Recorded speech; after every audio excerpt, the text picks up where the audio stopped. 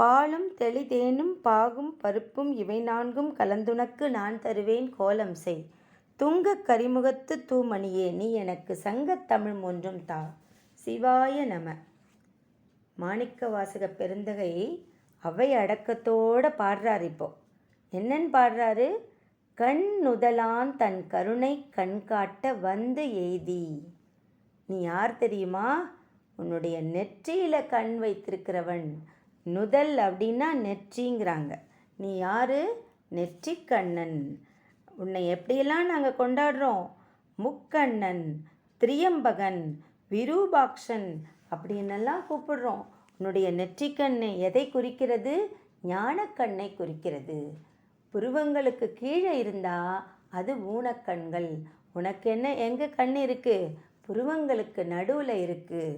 அந்த நடுவில் என்ன கண் இருக்குது? ஞான கண் இருக்குது. அந்த ஞான கண்ணால் நீ என்ன செய்கிற? பக்தர்களுடைய தவறுகளை எல்லாம் பொறுத்து சரி செய்து உன்னுடைய அருள்மழையை பொழிகிறாய். எதற்காக? இந்த பக்தர்களை ஓய்வடைய செய்வதற்காக. அப்படியேப்பட்ட நீ நெற்றிக்கண்ணன் என்ன பண்ண? என் மேலே இறங்கி கருணை காட்டி கீழே இறங்கி வந்த. தோ இங்கே திருப்பெருந்துறையில் மரத்தடியில் எனக்கு ஞானத்தை போதித்தாய். அப்போ நான் பார்த்தனே. என்ன பார்த்தேன்? உன்னுடைய திருவடிகளை பார்த்தேன். தேவர்களுடைய கால்கள்லாம் இந்த பூமியில் பதியாதுன்னு சொல்லுவாங்க. ஆனால் நீ யார்? தேவாதி தேவன், மும்மூர்த்திகளுக்கும் தலைவன். அப்படியேப்பட்ட நீ என்ன பண்ண? நீ கீழே இறங்கி வந்த. நீயே இந்த உலகை ஆக்குகிறாய், காக்கிறாய், ஒடுக்கிறாய். அப்படியேப்பட்ட பேர் அண்டத்தை காக்கும் இறைவனாகிய சிவபெருமான் நீ என்ன பண்ண? முக்கண்ணன் என்ன மீது கருணை காட்டி கீழே இறங்கி வந்த. எப்படி தெரியுமா இருந்தது உன்னுடைய திருவடிகள்? எண்ணுதற்கு எட்டா எழிலார் கழலிறைஞ்சி. உன்னை ஏதாவது பாடணும் போல இருக்குது. உன்னுடைய திருவடிகளை நான் பார்த்தனே. நான் தான் உன் திருவடிகளை விழுந்து வணங்கினேனே. அது எப்படி இருந்தது அப்படின்னு சொல்லலான்னு பார்க்குறேன். ஆனால் எண்ணுதற்கு எட்டா, என்னால் நினச்சி கூட பார்க்க முடியல, கற்பனை பண்ணி கூட பார்க்க முடியல. அவ்வளவு ஒரு அழகாக இருந்தது. அப்படியேப்பட்ட திருக்கழலை வணங்கி, உன்னுடைய திருக்கழலை வணங்கிட்டேன்னா இன்னும் எனக்கு உன்னை பாடணும் போல இருக்குது. ஆனால் உன்னுடைய கணக்கிட முடியாத மகிமைகளை வச்சுருக்கியா, நிறைய சிறப்புகளை வச்சுருக்கியா. உன்னுடைய திருவடியை வணங்கிட்டு வேறு எப்படி பாடுறது அப்படின்னா எனக்கு தெரியவே இல்லை. ஏன்னா அனந்த கல்யாண குணங்களை உடையவர் அல்லவா ஈஸ்வரன்.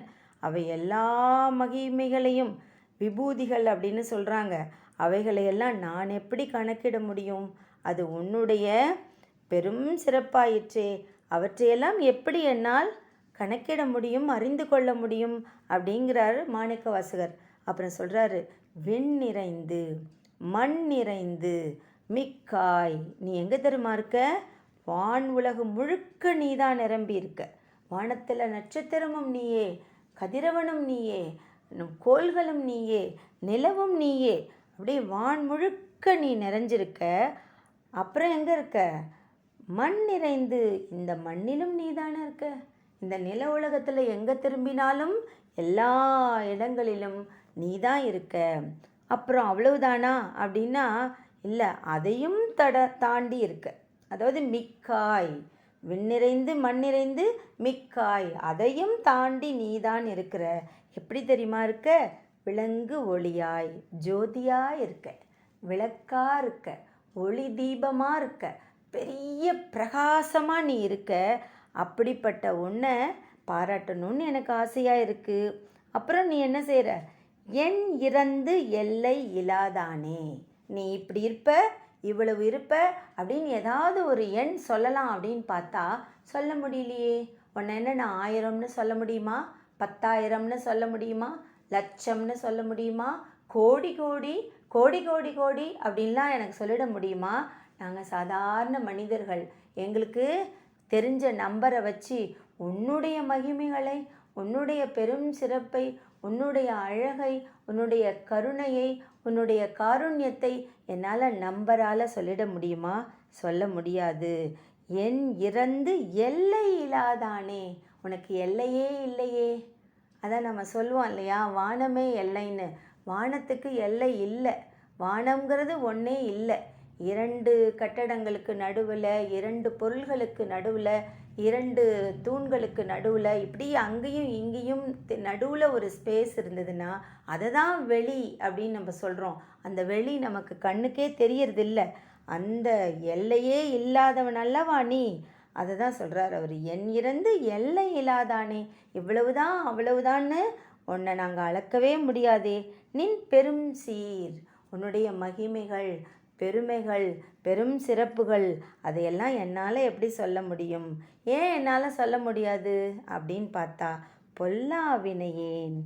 நான் யார்? சாதாரண வினைகளையெல்லாம் செய்து அந்த வினைப்பயன்களையெல்லாம் தீர்க்கறதுக்காக தான் இந்த அழுக்கு உடம்பை எடுத்துக்கிட்டு இந்த பூமியில் பிறந்திருக்கேன். இந்த உடம்பை வச்சுக்கிட்டு இந்த 5 புலன்களுக்கு கட்டுப்பட்டனான என்னால், 5 பொறிகளுக்கு அடிமையான என்னால் உன்னை பாட முடியுமா அப்படின்னு. இதுக்கு உபன்யாசகர்கள்லாம் சொல்கிறாங்க, ஒரு காளை மாடை கொண்டு ஒரு கயிறால் கட்டி ஒரு மரத்தில் கட்டிட்டு, இந்தா நீ மேய்ஞ்சிக்கோ அப்படின்னு மாடு மேய்க்கிறவர் விட்டுட்டு போனால், அது எவ்வளோ தூரம் அந்த கயிறு கட்டியிருக்கோ அந்த மரத்தை சுற்றி சுற்றி சுற்றி அந்த கயிறுடைய நீளத்துக்கு தான் இந்த காளை மாடு போய் அங்கே இருக்கிற புல், அங்கே இருக்கிற ஏதாவது செடியெல்லாம் அதை சாப்பிட முடியும். அதை தாண்டி அந்த காளை மாடால் நகரவே முடியாது. அது பெரிய மைதானமாக இருக்கலாம், பெரிய புல்வெளி, பரந்த புல்வெளியாக இருக்கலாம். ஆனால் அந்த காளை மேய்ப்பவர் அதை கட்டி போட்டுட்டார். அந்த கட்டி போட்டப்போ அந்த லெங்க்த்து எவ்வளோ இருக்கோ அதன் அளவுக்கு தான் அதால் நகர முடியும், நடக்க முடியும். அதே மாதிரி தான் மனிதர்களாகிய நாங்கள். நான் யார்? சாதாரண மனித பிறப்பு. நான் என்ன பண்ணியிருக்கேன், என்ன பண்ணியிருக்காங்க இந்த உலகத்தில்? கட்டு போட்டிருக்காங்க. எதால் கட்டு போட்டிருக்கு? 5 பொறிகளால் கட்டுப்பட்டவன் நான், 5 புலன்களால் கட்டுப்பட்டவன் நான். இந்த நீர், நிலம், நெருப்பு, காற்று, ஆகாயம்னு அந்த 5 பூதங்களால், 5 பூதங்களால் உடம்பால் ஆனவன் நான். இந்த உடம்பில் நிறைய அழுக்கு இருக்குது. இது நிரந்தரமற்ற உடம்பு. வினையின் தொகுப்பு தான் இந்த உடம்பு. இதை வச்சுக்கிட்டு, இந்த கொஞ்சோண்டு சிற்றறிவை வச்சுக்கிட்டு நான் உன்னை பாடணும்னு நினைக்கலாமா? நீ இந்த அண்டம் முழுக்கெல்லாம் நிறைஞ்சிருக்க, உன்னை என்னால் பாடிவிட முடியுமா? பொல்லா வினையேன் புகழுமாறு ஒன்று அறியேன். என்னால் பாடிவிட முடியுமா? உன்னை ஒன்றும் அறியாதவன் அல்லவா நான். ஒன்றும் அறியாதவனாக இருக்கும் என்னால் உன்னை பாட முடியுமா அப்படின்னு அவை அடக்கத்தோட பேரருளை பெற்ற அந்த மாணிக்க வாசகர் உருகி உருகி பாடுகிறார். எல்லாம் வல்ல எம்பெருமான் எல்லாருக்கும் நல்லதே அருள்வார். திருச்சிற்றம்பலம், திருச்சிற்றம்பலம், திருச்சிற்றம்பலம்.